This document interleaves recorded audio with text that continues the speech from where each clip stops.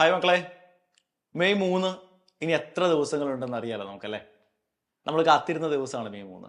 കാരണം അന്നാണ് നമ്മുടെ നീറ്റ് എക്സാമിനേഷൻ. ഒരേ ഫോമുലയും ഒരേ നോട്ട്സും ഒരേ പ്രിപ്പറേഷനും ഒക്കെ ആയിട്ട് ആയിരങ്ങളാണ് എക്സാം ഹാളിലേക്ക് കടന്നു വരുന്നത്. എന്നിട്ട് അവരിൽ എന്തുകൊണ്ടായിരിക്കും വളരെ കുറച്ച് ആളുകൾ മാത്രം ടോപ്പ് റാങ്കിൽ എത്തുന്നത്? കാരണം നീറ്റ് എന്ന് പറയുന്നത് നിങ്ങളെ നോളജ് ടെസ്റ്റ് ചെയ്യുന്ന ഒരു പരീക്ഷ മാത്രമല്ല, മെന്റലി നിങ്ങൾ എത്രത്തോളം സ്ട്രോങ് ആണ് എന്നും കൂടി ടെസ്റ്റ് ചെയ്യപ്പെടുന്ന ഒരു പരീക്ഷയാണ് നീറ്റ്. ആ 3 മണിക്കൂറിൽ നിങ്ങളെ പ്രഷർ കൂടും. ഇതിനു മുമ്പ് നിങ്ങൾ എത്ര തവണ കണ്ട ചോദ്യങ്ങളാണെങ്കിലും ചിലപ്പോൾ ചില ചോദ്യങ്ങളൊക്കെ അൺഫെമിലിയർ ആയിട്ട് നമുക്ക് തോന്നും, ഒരു പരിചയമില്ലാത്ത പോലെ നമുക്ക് തോന്നും. നമ്മൾ ചെയ്യുന്ന അല്ലെങ്കിൽ നമ്മൾ ഉണ്ടാക്കുന്ന ഒരു സില്ലി മിസ്റ്റേക്ക് പോലും നമ്മുടെ ഫുൾ കോൺഫിഡൻസിനെ ഇല്ലാതെയാക്കും. പക്ഷെ ഇതിന് പകരം ഞാൻ ഇനി പറയാൻ പോകുന്ന പോലെ നിങ്ങൾ എക്സാം ഹാളിലാണെങ്കിൽ എന്നൊന്ന് ചിന്തിച്ചു നോക്കി. വളരെ കാമായി റിലാക്സ്ഡായി നിങ്ങൾ പരീക്ഷ എഴുതുന്നു. സ്കിപ്പ് ചെയ്യുന്ന ഒരു ചോദ്യവും നിങ്ങളുടെ റാങ്ക് തീരുമാനിക്കില്ല എന്ന് നിങ്ങൾ മനസ്സിലാക്കുന്നു. നിങ്ങൾ വരുത്തുന്ന സില്ലി മിസ്റ്റേക്കുകൾ അപ്പോൾ മനസ്സിലാക്കി കറക്റ്റ് ചെയ്യും. അത് പക്ഷേ നിങ്ങളുടെ കോൺഫിഡൻസിനെ ഒരു തരത്തിലും ബാധിക്കില്ല എന്ന് തീരുമാനിക്കുകയും ചെയ്യുന്നു.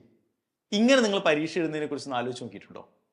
ഇങ്ങനെ എഴുതുന്നവരാണ് എപ്പോഴും ടോപ്പ് റാങ്കിലേക്ക് എത്തുന്നത്. ടോപ്പേഴ്സ് ഒരിക്കലും ഹാർഡായ ക്വസ്റ്റ്യൻസ് കാണുന്ന സമയത്ത് തളർന്നു പോവില്ല. അപ്പോൾ നിങ്ങൾ ആലോചിക്കുക, നിങ്ങൾ എത്രത്തോളം സിലബസ് കവർ ചെയ്തിട്ടുണ്ടെങ്കിലും ആ സിലബസ് കവർ ചെയ്തു പോയ ആളുകൾ, മുഴുവൻ പഠിച്ചു പോയ ആളുകൾ പലപ്പോഴും നിങ്ങൾ കേട്ടിട്ടുണ്ടാവും എക്സാം ഹാളിൽ തളർന്നു വീണു അല്ലെങ്കിൽ കുഴഞ്ഞു വീണു എന്നൊക്കെ. എസ്പെഷ്യലി 2025 നീറ്റ് എക്സാമിന്റെ ചോദ്യ പേപ്പർ കണ്ടപ്പോൾ ഒരുപാട് കേസുകൾ നമ്മൾ റിപ്പോർട്ട് ചെയ്യപ്പെട്ട് നമ്മൾ കണ്ടിട്ടുണ്ടല്ലേ. കാരണം ചോദ്യ പേപ്പർ കണ്ടതോടുകൂടി എക്സാം ഹാളിൽ നീറ്റ് എഴുതാൻ പോയ വിദ്യാർത്ഥികൾ തളർന്നു വീണു, കുഴഞ്ഞു വീണു എന്നൊക്കെ പല ന്യൂസുകൾ നമ്മൾ കണ്ടിട്ടുണ്ട്. എന്തുകൊണ്ടാണെന്ന് അറിയാവോ?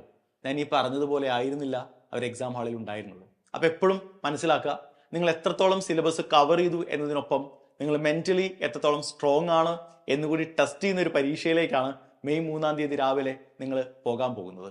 സോ സ്ട്രോങ് ആയിട്ടിരിക്കുക, കോൺഫിഡൻ്റ് ആയിട്ടിരിക്കുക. നിങ്ങൾക്കൊരു പ്ലാൻ ഉണ്ട്, ആ പ്ലാൻ കൃത്യമായിട്ട് എക്സിക്യൂട്ട് ചെയ്യുക. All the best.